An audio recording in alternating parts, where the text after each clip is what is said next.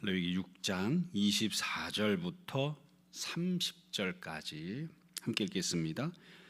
여호와께서 모세에게 말씀하여 이르시되 아론과 그의 아들들에게 말하여 이르라. 속죄제의 규례는 이러하니라. 속죄제 제물은 지극히 거룩하니 여호와 번제물을 잡는 곳에서 그 속죄제 제물을 잡을 것이요 죄를 위하여 제사 드리는 제사장이 그것을 먹되 곧 회막들 거룩한 곳에서 먹을 것이며 그 고기에 접촉하는 모든 자는 거룩할 것이며 그 피가 어떤 옷에든지 묻었으면 묻은 그것을 거룩한 곳에서 빨 것이요 그 고기를 토기에 삶았으면 그 그릇을 깨트릴 것이요 유기에 삶았으면 그 그릇을 닦고 물에 씻을 것이며 제사장인 남자는 모두 그것을 먹을지니 그것은 지극히 거룩하니라. 그러나 피를 가지고 회막에 들어가 성소에서 속죄하게 한 속죄제 제물의 고기는 먹지 못할지니 불사를 지니라. 아멘.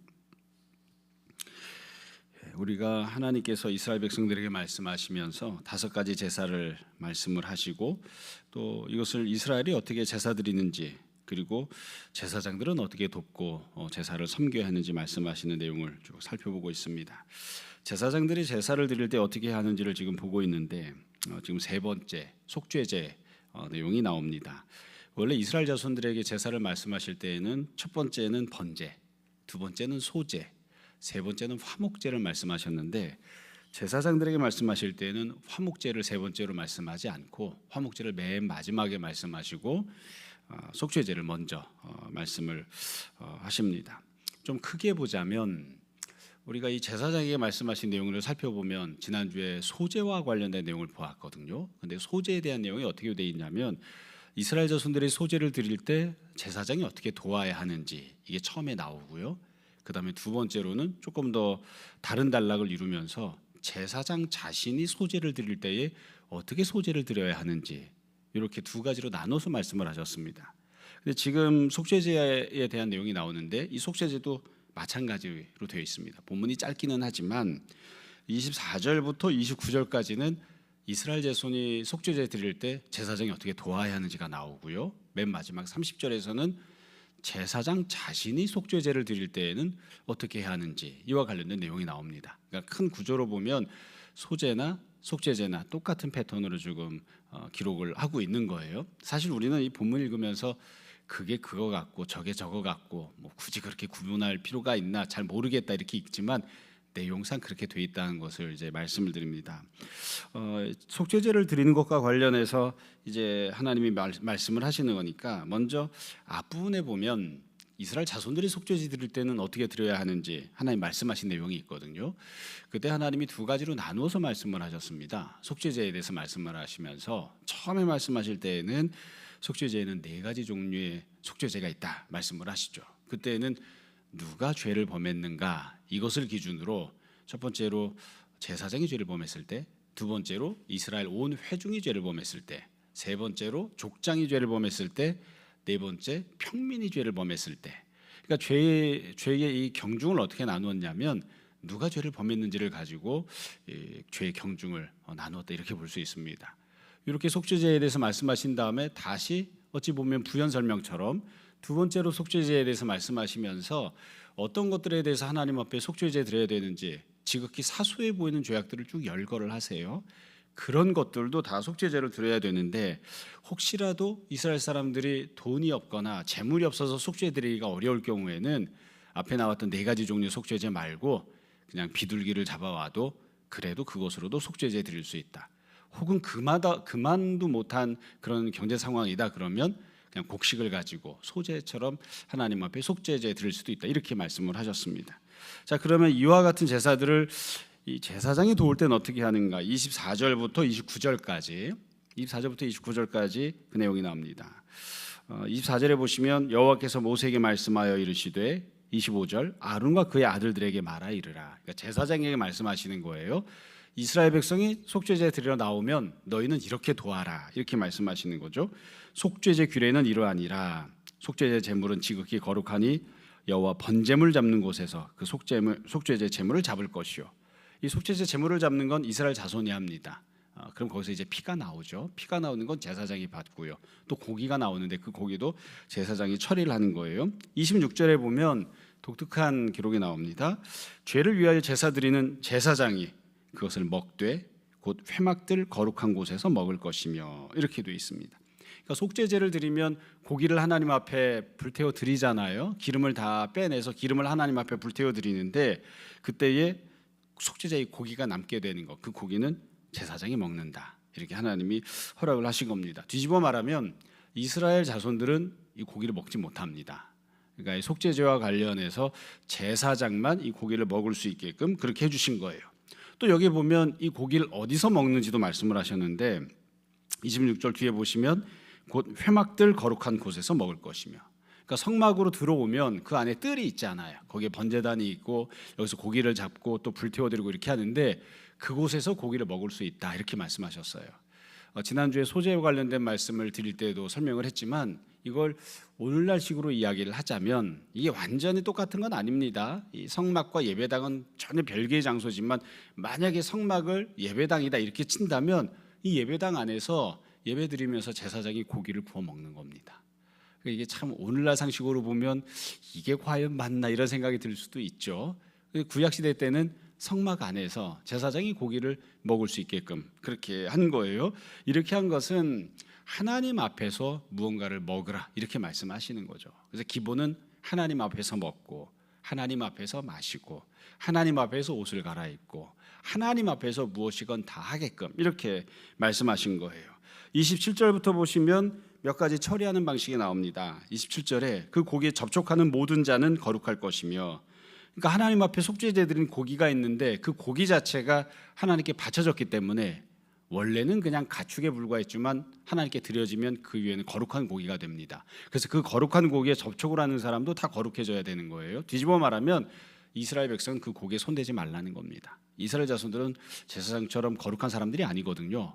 그러니까 그 고기에 손을 대서도 안 되고, 피가 어떤 옷에든지 묻었으면 묻은 그것을 거룩한 곳에서 빨 것이요. 이것도 독특한 기록이죠. 거룩한 곳이 어딜까요? 성막입니다. 그러니까 성막에서 빨래하라는 겁니다.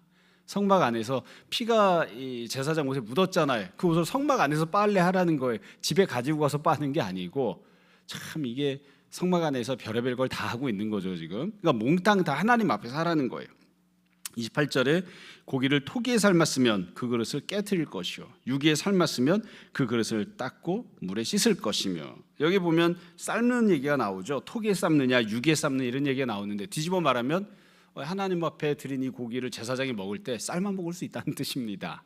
그러니까 그냥 불에 구워 먹는 고기만 먹는 게 아니라 삶아서도 먹고 이렇게도 먹고, 그러니까 조리 방식은 또 각자 알아서 하게끔 하겠죠. 여하튼 하나님 앞에서 고기를 요리해서 먹게끔 이렇게 하신 거예요. 29절에 보면 제사장이 제사 드리는 방식 마지막 내용이 나옵니다. 제사장인 남자는 모두 그것을 먹을지니 그것은 지극히 거룩하니라. 이 말은 무슨 말이냐면, 이 제사장인 남자들이 다 성전에 와서 먹으라는 뜻이 아니라, 그렇게 하면 이 성막 안에 다 들어올 수도 없습니다. 이 성막 안에서 제사 드리면서 속죄제 드리면서 속죄제를 돕고 고기를 제사장이 먹었잖아요. 남을 거 아닙니까? 그 자리에서 그걸 어떻게 다 먹습니까? 그러니까 그 고기를 가지고 가서 이제 자신의 양식으로 삼을 수 있는데, 양식으로 삼 때 그것을 다른 사람에게 팔아서 돈으로 내가 챙기거나 아니면 제사장이 아닌 다른 누군가에게 나눠 먹거나 이럴 수 없다 이거예요. 그러니까 하나님께 속죄제로 드린 고기는 제사장 몫이기는 하지만 그 고기는 반드시 제사장만 먹을 수 있다, 이렇게 말씀하신 겁니다. 이게 이제 크게 보면 전반부 내용입니다. 이스라엘 자손들이 속죄제 드릴 때에 제사장이 어떻게 도와야 하는가, 이 내용을 기록을 하고 있습니다. 그래서 속죄제에서 나오는 고기는 제사장이 먹을 수 있습니다. 이건 소제와 똑같아요. 소제에서도 이스라엘 백성들이 소제를 드리면 소제에서 한 움큼만 하나님 앞에 불태워 드리고 나머지 곡식은 제사장이 먹습니다. 그러니까 지금 속죄제도 마찬가지인 거죠. 그래서 잘 생각해 보시면 우리가 아직 보진 않았지만 속건제나 화목제도 마찬가지거든요.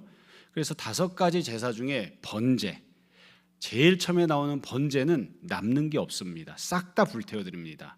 이때는 이스라엘 백성들도 먹을 수 없고요, 제사장들도 먹을 수 없습니다. 그래서 하나님께 몽땅 다 드려버리고 하나도 남는 게 없는데, 이 번제를 제외한 나머지 소제, 화목제, 속죄제, 속건제 같은 경우에는 제사장이 고기를 먹습니다.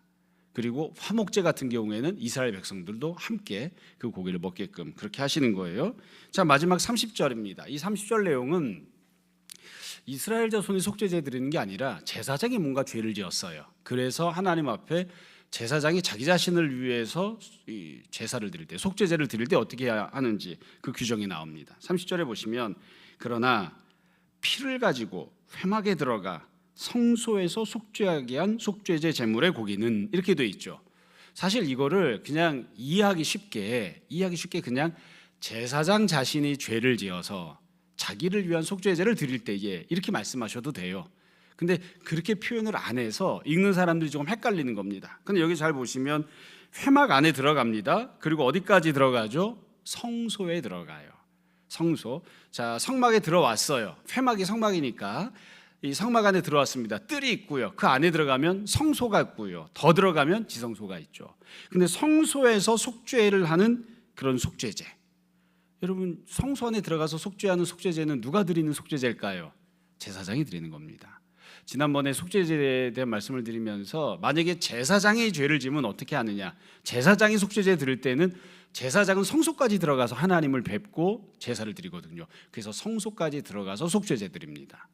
이스라엘 백성들은 성소에 못 들어갑니다. 그래서 성막 뜰까지만 와서 하나님 앞에 속죄제를 드리게끔 되어 있습니다. 그러니까 여기에서 성소에서 속죄하게 한 속죄제 이러면 이건 제사장이 죄를 지었구나. 그래서 제사장이 하나님 앞에 속죄할 때 드리는 그 속죄제를 뜻하는구나, 이렇게 알 수 있는 거죠. 그 제물의 고기는 먹지 못한다. 이 경우에는 불사른다. 이렇게 지금 규정을 하고 있습니다. 이거는 내용이 되게 복잡한 것 같지만 사실은 기준과 원칙이 있습니다. 우리가 지난주에 보았던 소제를 생각해 보시면 제사장이 위임을 받았죠. 이제 오늘부터 제사장 직분을 감당합니다 하고 위임을 받으면 그때부터 날마다 소제를 드리게끔 명령하셨습니다. 제사장이 하나님께 드리는 소제예요. 그 소제는 아침에 한 번, 저녁에 한 번, 하루에 2번씩 소제를 드리게 했잖아요. 그리고 하나님이 뭐라고 명령하셨냐면 제사장이 제사장으로서 하나님께 드리는 소제의 경우 거기서 드리는 소제물은 다 불태운다. 남는 것을 먹으면 안 된다. 이렇게 말씀하셨어요. 그래서 소제로 크게 보자면 이스라엘 백성이 드리는 소제는 제사장이 먹습니다. 그러나 제사장이 하나님께 드리는 소제는 제사장이 못 먹습니다. 지금 속죄제도 마찬가지예요. 이스라엘이 하나님께 속죄제를 드리기 위해서 제물을 가지고 나오면 제사장이 고기를 먹습니다. 그러나 제사장이 죄를 지어서 하나님 앞에 속죄제를 드리면 그때 남은 고기는 없는 겁니다. 다 불살라서 하나님께 올려드리게끔 이렇게 명령을 하셨습니다. 똑같은 방식으로 명령하신 거죠. 그래서 제사장 직분을 감당할 때에 엄청나게 대단한 지식이 있어야 되거나 그런 건 아닙니다. 기준이 있어서, 원칙이 있어서 그에 맞게끔 모든 제사들을 다 적용을 하시니까요. 자, 우리가 보려고 하는 본문은 여기까지입니다. 이 본문에서 우리가 한 두어 가지만 조금 더 생각해보고 말씀을 마무리하려고 합니다. 일단 우리가 제사에 대해서 생각을 할 때에 항상 기본적으로 전제로 생각해야 될 점이 있습니다. 그게 뭐냐면 누가 제사를 드리는가예요. 제사는 어떤 사람이 드리느냐? 아주 간단합니다. 제일 중요한 전제는 은혜를 받은 사람, 구원을 받은 사람이 제사를 드리는 겁니다. 히브리인들이 애굽에서 종살이 할 때 제사 안 드렸습니다. 하나님께서 제사 드리라고 구체적으로 명령하거나 요구하지도 않으셨습니다. 근데 하나님이 그들을 건져내 주셨잖아요. 구원을 베풀어 주셨죠. 그 다음에 하나님께서 너희는 구원받은 사람들이니까 너희 원래 죽은 목숨이나 다름없었는데 내가 너희들에게 새로운 생명을 주고 새로운 신분을 주고 자유롭게 해주었으니까 너희는 이제 나를 섬기며 살아야 된다. 그렇게 말씀하시고 하나님을 섬기는 방법으로 제사를 드리라 명령하셨어요. 그래서 제사를 드릴 수 있다는 건 굉장한 특권입니다. 구원을 받았다는 그런 증거니까요. 구원을 받지 않으면 제사 드릴 필요가 없는 거예요. 그래서 구원을 받은 사람들, 은혜를 받은 사람들이 이제 하나님 앞에 제사를 드립니다. 동시에 그래서 내가 은혜를 받아서 하나님을 섬깁니다. 예물을 드리기도 하고 죄를 지어서 하나님 앞에 회개하기 위해서 제사를 드리기도 해요. 여튼 하나님 앞에 나와서 제사를 드리면 그 제사에 대해서 하나님이 또 은혜를 베푸십니다.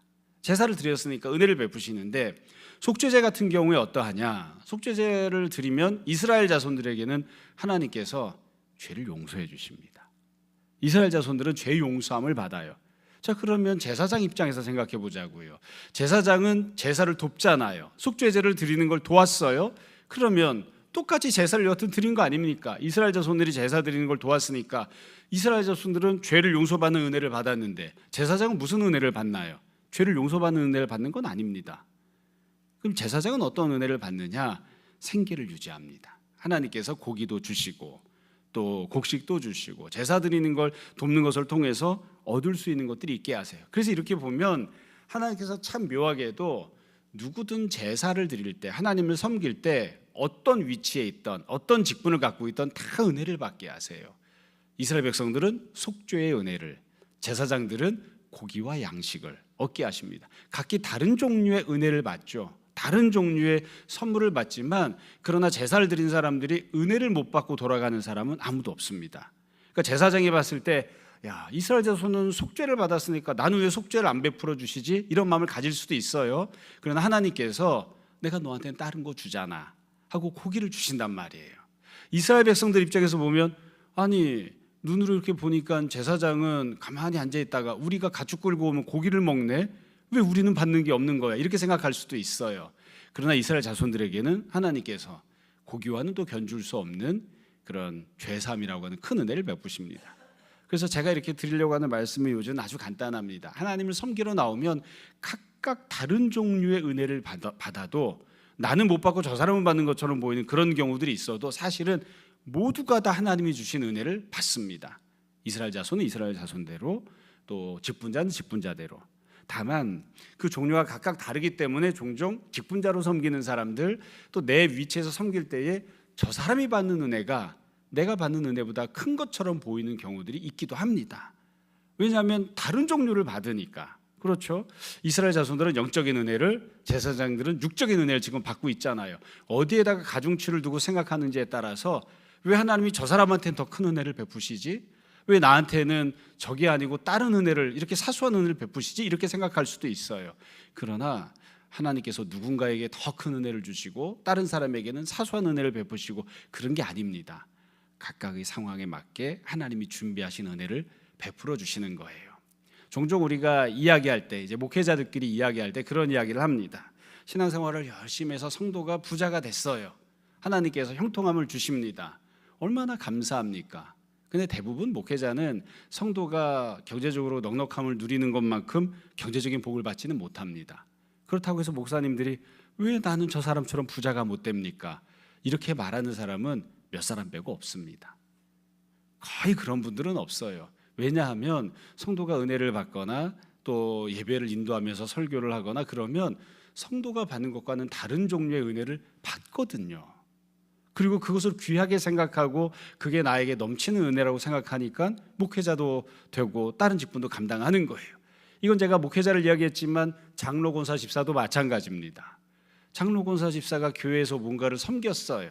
근데 보니까 내가 섬겨주니까 저 사람은 좋은데 왜 나는 이렇게 뼈골 빠지게 힘들기만 하지? 힘들기만 하면 그 일을 어떻게 합니까? 그러니까 내가 힘들게 무언가를 했어도 하나님이 나에게 주신 은혜가 있습니다. 하나님이 나에게 다른 종류의 은혜를 베풀어 주시는 거예요. 그리고 그 은혜는 내가 섬겼기 때문에 은혜 받고 선물을 받은 그 사람과는 다른 종류이긴 하지만 내가 직분자로 받은 그 은혜는 그 사람이 받은 은혜와 견줄 수 없는 또 다른 종류의 아주 큰 은혜거든요. 그래서 우리가 하나님 앞에 나올 때마다 은혜를 늘 사모하는 마음으로 나와야 되고, 또 하나님을 찾고 하나님께 기도할 때마다 하나님이 반드시 응답하신다, 그런 신뢰 그리고 그런 소망을 갖고 기도하고 부르짖어야 됩니다. 다만 내가 원하는 방식으로 응답이 주어질런지, 아니면 저 사람이 받은 것과 똑같이 응답이 주어질지 다른 방식으로 은혜가 주어질지는 그건 우리가 정하는 게 아니죠. 그러나 하나님이 내게 베푸신 은혜가 나에게 가장 적합하고 나에게 가장 필요하고 참 귀하고 아름다운 은혜라는 그런 생각을 가지고 항상 은혜 받고 감사하는 그런 모습으로 우리가 직분도 감당하고 하나님을 섬기고 그럴 수 있었으면 좋겠습니다. 오늘날에는 제사장이 없지만 내가 자손으로서 이스라엘 자손으로 하나님 앞에 나왔든, 제사장이라고 하는 직분을 가지고 하나님 앞에 나왔던 하나님을 섬기면 하나님께서 각각 필요한 은혜들을 허락하신다는 그런 지식을 가지고, 그런 소망을 가지고 늘 주님을 찾아 나오고 주님을 섬기는, 그리고 감사함으로 사는 우리 모두가 되었으면 좋겠습니다. 오늘도 우리가 주님 앞에 기도할 때에 주님께서 주님이 정하시고 준비하신 때에 주님이 예비하신 가장 좋은 은혜들과 선물들을 우리들에게 채워주시기를, 그리고 우리가 그것을 또 잘 받고 깨닫고 감사하며 기뻐하며 살아갈 수 있기를 주님 이름으로 축원합니다. 잠시 기도하겠습니다. 아버지 하나님, 은혜를 감사합니다. 우리를 주님을 알고 섬기는 자, 구원받은 자가 되게 하시고 또 주께서 맡겨주신 각각의 다른 모습의 직분들을 감당할 수 있게 하시니 감사합니다.